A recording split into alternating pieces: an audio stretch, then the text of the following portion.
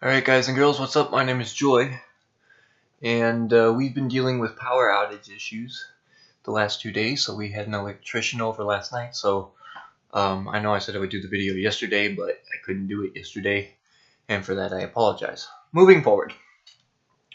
AC Origins Gladiator Pack and Horde Mode. Alright, so I got the Gladiator Pack. I've played the Horde Mode. And here's the things I liked and the things I didn't like. Let's start with the Horde mode. The Horde mode's actually pretty cool. It offers a lot of gold if you complete a lot of waves, which should be pretty easy for anybody now with the Anubis sword and whatnot. And it gives you, I think, 1,125 experience, which is a pretty cool way to level. But it's repetitive, right? It's not really... Doesn't matter if you do it on easy, nightmare, it doesn't fucking matter because you get the same reward anyways. So then we have the Gladiator Pack. And by the way, the reward for the Horde mode that I mentioned, the 1,125 EXP and all the gold, was when I was doing it on easy. So unless it's more on nightmare, there's no reason to do it on nightmare. Moving on. There's a new quest. There's a gladiator quest, which is only like 5 minutes long. It seems like it's really short. Not a fan of that. So it's not really worth all the hype of the whole thing. I think Horde mode is probably the only cool thing so far about the entire update, and obviously enemy scaling and nightmare difficulty, which are only good. Those last two are only good for when we get the Anubis outfit on the 19th. Everything else is meh. Okay? And then the Horde mode's kind of okay for, obviously, to get EXP and the gold. Anyways, moving forward. Gladiator Pack. So, we said the quest was crap. Wasn't very long, wasn't very good. It was okay.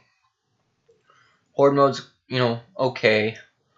And Gladiator Pack. Now, this pack, obviously, if you've seen Joy Raptor's video, he went over the weapons. I don't need to do that. You can check them in the gear page separately and go ahead and check them yourself. But there's a sword in there, the Hercules sword or whatever. Shit is fucking quality 95, more powerful than the Anubis sword. And you have to buy it. You can't earn it in a Hecka chest or anything.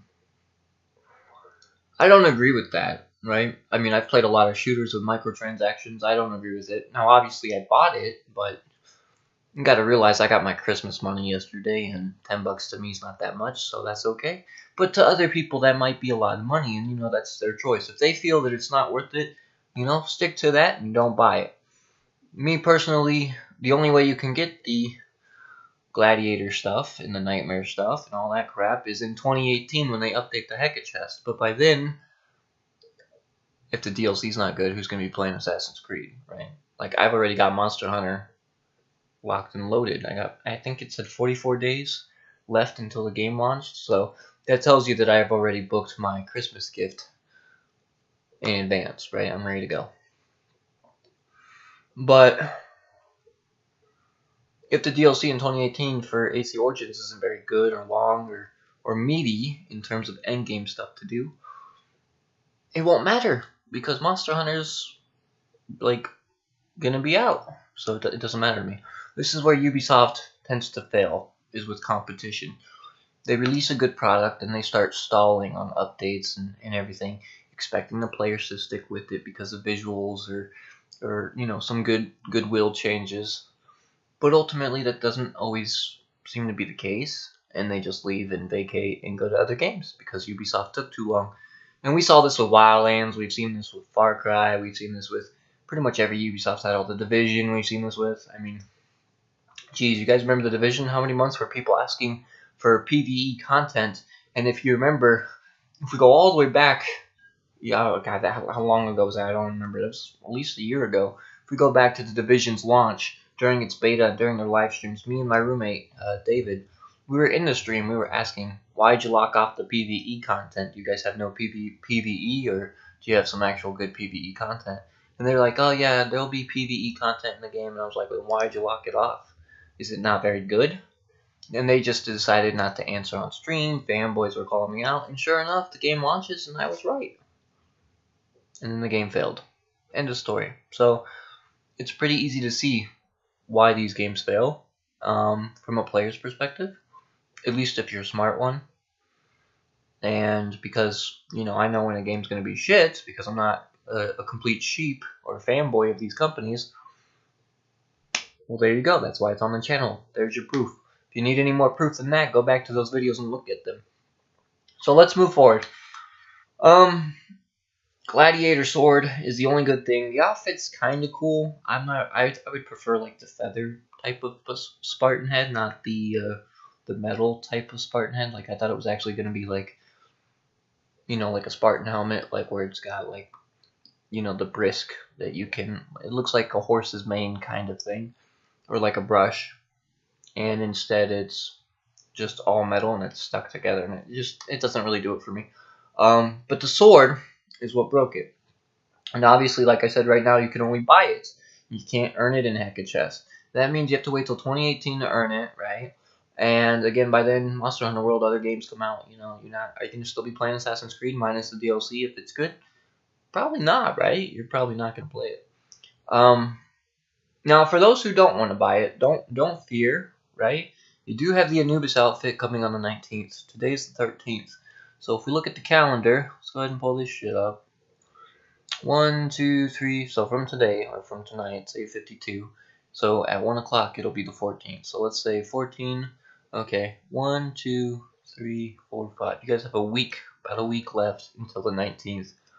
Which honestly, just wait till then. If you want to play the game, wait till the Anubis outfit comes out, and then just do a new playthrough if you want to of the game in the outfit and look like a badass and have a good time.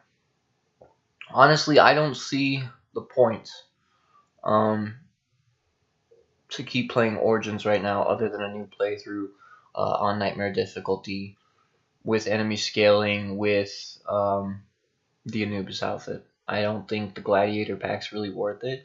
If you want the sword, you can buy it separately, but again, if you don't feel that $5 is worth it to you, don't buy it, Go buy a game that's worth it to you. Or you could just wait until DLC, put that money aside for the Season Pass. I haven't gotten the Season Pass because I've heard a lot of people say it's not worth it. And I'll probably just get the DLC separately, depending on the reviews and if they're any good. I'm not looking forward to the hidden ones at all very much. It's mainly, again, just Curse for me. Because I like the whole, Ben Fraser mummy movies and stuff. So I think the Curse of the Pharaoh DLC is really going to get me excited. But I don't know about the hidden ones yet. The main story's not very good, so I don't have a lot of faith in the hidden ones that much. Hopefully it's better, but I don't know. We'll see. Overall, though, guys, let me know your thoughts in the comments. Did you like Horde mode? Is it gonna hold your attention for a week? I mean, I'm playing Warframe right now, so that's irrelevant to me.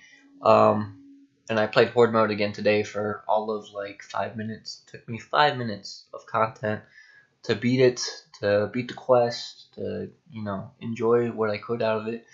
But unless I'm farming skill points, it's not enough, unfortunately, and that's the reality of it. I give this patch and this Horde mode update, minus the difficulties obviously, a 2.5 out of 5. And I know, again, I don't do 1 out of 5 ratings. I usually do like a 1 out of 10 rating. I still think it's a 2.5, if not maybe like a 2.2 at the most. Just because the only things we got that were, in my opinion, worth it were the enemy scaling and the nightmare difficulty.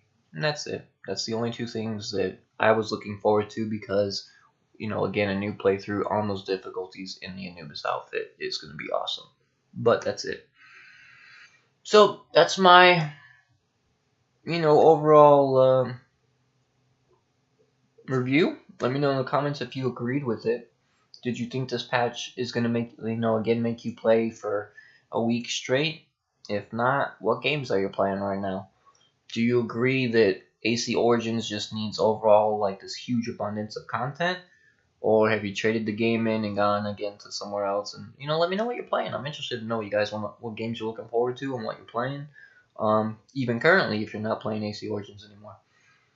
I am not gonna defend Ubisoft again on the microtransactions. I hate talking about them because some people like them and some people hate them.